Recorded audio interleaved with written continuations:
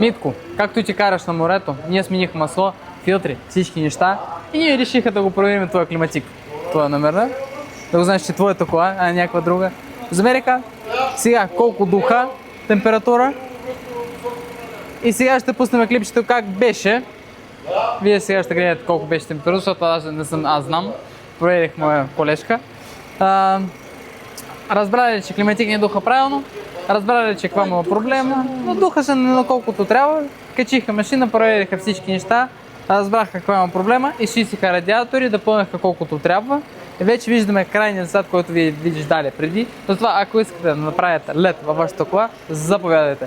А ние направиха това нещо, защото Митко отива на море със своето семейство с тая кола. Затова направиха да на него ще бъде хладно и като зима. В тези много тепли жеги.